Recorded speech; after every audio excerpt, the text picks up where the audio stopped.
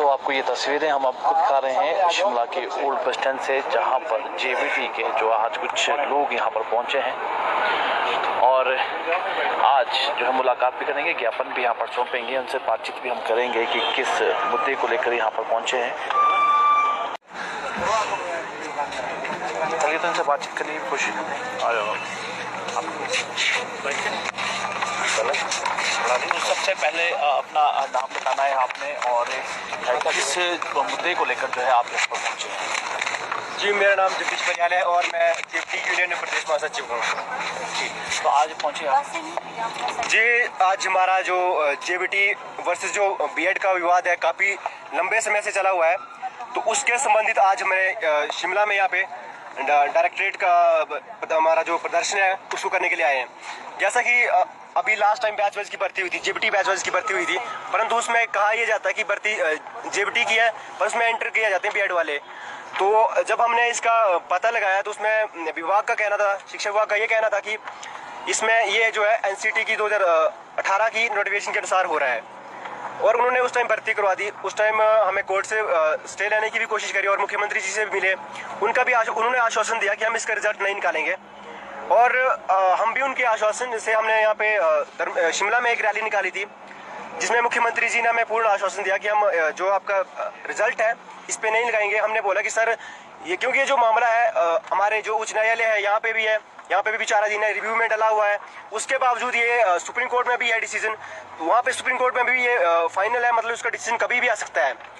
तो उस supreme court के डिसीजन से पहले जो हिमाचल सरकार है वो बीएड को जेबीटी में क्यों शामिल कर रही है, यही हमारी डिमांड्स थी कि जो लास्ट टाइम बैच से भर्ती हुई है इसमें जेबीटी बीएड वालों को क्यों शामिल किया जा रहा है। तो उसके संबंधित अब शिक्षा मंत्री जी अलग स्टेटमेंट दे रहे हैं कि हमें 2010 की नोटिफिकेशन के अनुसार जो है बीएड वालों को या 2018 की जो एनसीटी की नोटिफिकेशन है हमें उसके अनुसार बीएड को एंटर करना पड़ रहा है। तो जो हमारे मुख्यमंत्री जी हैं उनकी स्टेटमेंट हमें आश्वासन देते हैं कि हम इसका रिजल्ट नहीं निकाल रहे हैं, परंतु शिक्षा मंत्री जी बीएड के फेवर में है। हम इससे संबंधित जो है हमने पूरे प्रदेश भर में अभी कुछ दिन पहले प्रोटेस्ट भी हुए, क्लासेस का बहिष्कार भी चला हुआ था।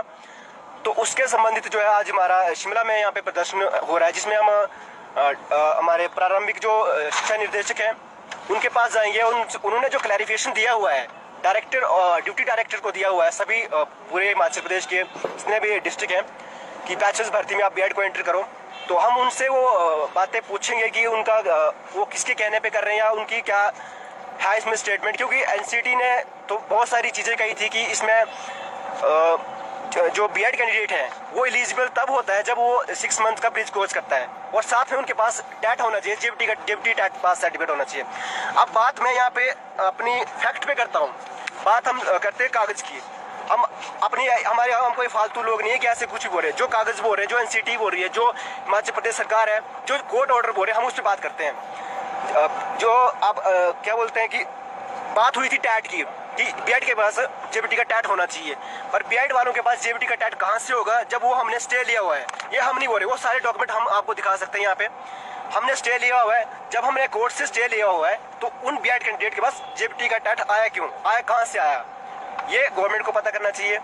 दूसरी चीज, वो पहला ऐसा टैट की नोटिफिकेशन थी जो हम अपने शिक्षा बोर्ड धर्मशाला की तरफ से निकाली गई, उससे पहले कोई भी अधिसूचना ऐसी नहीं थी जिसमें कहा गया, टैट की अधिसूचना नहीं थी जिसमें कहा गया हो कि बीएड को इसमें जेबीटी टैट में एंटर किया जाए। अब जो टैट की कंडीशन जो थी वो मतलब कंपलसरी थी, अब उनके पास टैट नहीं है तो किस पे आप पे मतलब बीएड को एंटर कर रहे हैं, ये भी एक प्रश्न उठाएंगे हम डायरेक्टर से, उससे पूछेंगे। इसके बाद अगर डिपार्टमेंट शिक्षा मंत्री जी तो यहाँ पे नहीं है, पर हमें आगे जरूरत पड़ेगी तो हम सेक्रेटरी भी जाएंगे।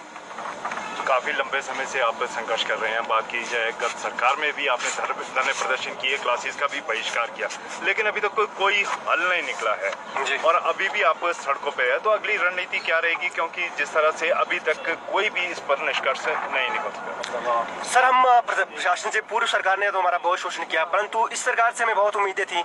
जब से सरकार बनी है हम पूर्ण बहुमत से प्रदेश भर में 40,000 जेबीटी है। हमने डंके की चोट पे मुख्यमंत्री जी को और कांग्रेस सरकार को किया कि ये सत्ता परिवर्तन करेंगे और हम इनको वोट करेंगे।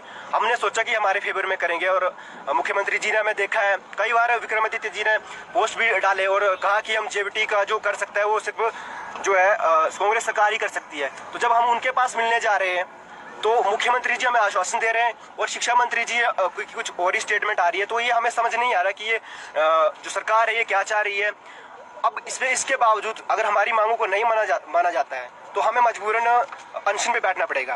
क्या आप इसको लेकर मुख्यमंत्री से मिले हैं, जो वर्तमान में मुख्यमंत्री है सुखविंदर सिंह? जी, इससे पहले हम अभी पिछले महीने ही 29 मार्च को हमारा एक डेलीगेशन यहाँ पे रैली हुई थी, चौड़ा मैदान में रैली हुई थी। वहाँ पे हमारे जो मुख्यमंत्री हैं सुखविंदर सिंह सुक्खू जी, वो भी आए हुए थे। उन्होंने हमें पूर्ण रूप से आश्वासन दिया था कि हम आपके साथ गलत नहीं होने देंगे। और हम बात भी कर रहे हैं सर, हम कोई बड़ी वो नहीं बोल रहे कि आपके पास प्रदेश में पहले जेबीटी 40,000 प्लस जेबीटी है, आपको एंटर करने की क्या जरूरत है। एनसीटी जो आपके ऊपर रूल जो बना रहे हैं वो आपके ऊपर थोप नहीं रही है, वो स्टेट के ऊपर डिपेंड है कि अगर आपके पास पहले से इतने सारे जेबीटी हैं तो आपको बीएड को रखने की जरूरत नहीं है। एनसीटी ने वो उन स्टेट्स के लिए बोला था जहाँ पे बीएड है ही नहीं। ऐसा नहीं है कि वो उनके साथ थोपा जा रहा है, वो गवर्नमेंट का अपना, वो गवर्नमेंट को भी पता है अच्छी तरीके से, पर पता नहीं क्यों वो हमारा स्टैंड नहीं ले रहे हैं। ये अब गवर्नमेंट को ही पता है और हम उनसे वही पूछने की कोशिश कर रहे हैं। और हम बार बार उनसे वही प्रार्थना कर रहे हैं कि सर हमारे पास, हम बेरोजगार हैं, हमारे पास बार बार का इतना फंड या पैसा नहीं होता, हमारी बेरोजगार एक यूनियन भी बनी हुई है, हमारे पास इतना फंड नहीं है कि हम चंबा से आते हैं जगह जगह से और क्लासिक का बहिष्कार भी करते हैं। हम 5 सालों से पहले से सड़कों पे हैं, हमारी सुनवाई करो। हमारी कौन से, हम फैक्ट पे बात कर रहे हैं, हम कोई कुछ ऐसे नहीं है कि कहीं से भी कुछ भी बोल रहे हैं। हम बोल रहे कि हमारी डिमांड्स मानी जाए। जी, थैंक यू।